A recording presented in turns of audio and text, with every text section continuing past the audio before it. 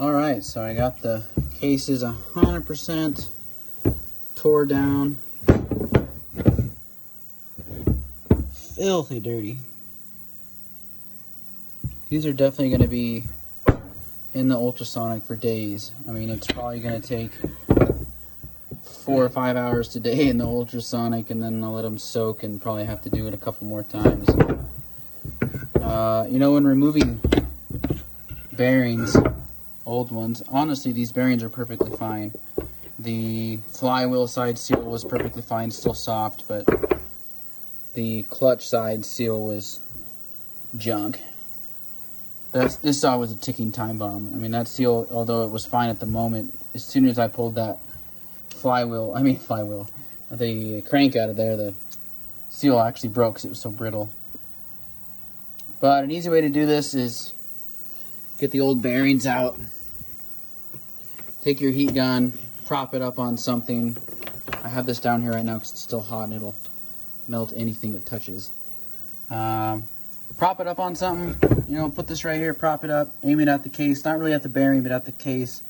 And, you know, this is still hot enough, I can hold it, but it's pretty warm. And then just knock them out, and they pretty much just fall right out at that point. And that's the same for installing. You know, you can throw these in the freezer if you want, heat the case up to the point where, pretty much the point where you can almost not hold it, but you barely can. And they pretty much just tap right in. Little tip, I guess, when trying out these old seals, you don't want to scratch this surface here. If you mar that up, that it's never gonna seal. It's not a good way of doing it, really. I mean, you can do it fine, but you just gotta be careful. You know, that makes me think, you know, this is an old saw. This is an 084. It's, I don't even know when they were made, probably in the early 80s, that time kind of frame. Same with like the 044, 046 type of saws. Drives me crazy. I'll see locally saws for sale, like an 066, you know, a fairly used 066. You know, the guy says it runs $600. And it's like, okay, yeah, it's a pro grade, large saw, popular saw. 066, runs, cuts, you know, so compression, nothing wrong there. $600. And it's like, to me, it's like, it was like this saw, that could be a ticking time bomb. You know, most of the rubber on that saw by that point is probably pretty stiff. And you might have a crank seal, you might get it home and get 30 minutes into cutting, you get a crank seal, falls apart, boom. You get a lean condition if you don't recognize what's going on, and you score the top end. Now, was that a good purchase, that $600? No, it really wasn't. And it bugs me. I'll see guys who know better too, who I call them saw flippers.